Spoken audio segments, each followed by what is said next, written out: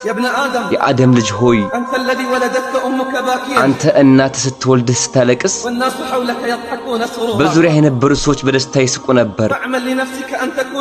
ለነፍስህ መልካም ስራና የሞትህ ቀን በዙሪያ ያሉ ሲያለቅሱ አንተ እየሳክህ ሂድ። እወቅ አላህ ይባርክህና እዚህ ህይወት ላይ እስከ መጨረሻው የሚኖርበት መንገድ የለም። እወቅ አላህ ይባርክህና እዚህ ህይወት ላይ እስከ መጨረሻው የሚኖርበት መንገድ የለም።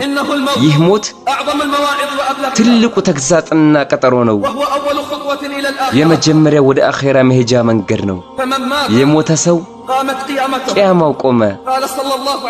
ነብያችን ሰለላሁ ዐለይሂ ወሰለም አሉ ቀብር መጀመሪያው የአኺራ ቤትህ ነው። ቤታችን ፊት ለፊታችን ነው። ትክክለኛ ህይወታችን ከሞታችን በኋላ ነው ያለው። የታሉ አምባገነኖች? የታሉ ጉልበተኞችና ትዕቢተኞች? ንብረቶቻቸውን ትተው ሄዱ። ዱንያ ተዘዋዋሪ ነችና ዝቅተኛ በሆነች ዱንያ ተማመኑ። ከፍተኛ ደረጃን የተቆናጠጡ መሰላቸው። ደስተኛ በሆነበት ቅጽበት በሞት ተዘረሩ። እኔ የምገስጻችሁ በአንዲት ነገር ነው። ስንት በደለኞች ድንበር አለፉ። የጎረቤታቸውን የቤተሰቦቻቸውን ሐቅ በሉ። የታለ አልሞትም ብሎ አስቦ የነበረና ሞት የመጣበት ከዛም የልብሱን ቁልፎችን ሰው የፈታለት። አስተውሉ አስተንታኞች፣ በዱንያ እየታለለ ወጥቶ ከሚከፈንበት ሌላ አልነበረውም። አካሉ ወደሚሸትበትና ወደሚበጣጠስበት ሲሸኝ አቤት ፈተና በሱ ላይ ስትወድቅ ብታየው ያ የሚያምር የነበረ ፊቱ ሁሉ ተቀየረ። አንተ ዝንጉ ሆይ ከስካርህ ንቃ።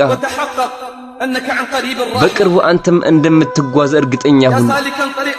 አንተ የዝንጎችን መንገድ ያዝክ፣ የመሃይማንን መንገድ የወደድክ። መቼ የምታየው ይሄ ደረቅ ልብህ ሲለሰልስ? መቼ ነው ዱንያን ሽጠህ አኺራን የምትገዛው?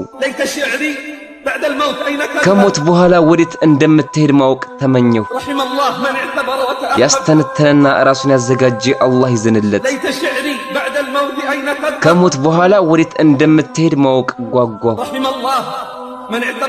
ያስተነተነና ራሱን ያዘጋጀ አላህ ይዘንለት። ከኔ በኋላ አፈርን ጠየኳት። አፈር በለበሰች ፊት ላይ ምን እንዳደረገች መልስም ሰጠችኝ። ከሚወደው ሽታቸው ወደሚገማው ሽታ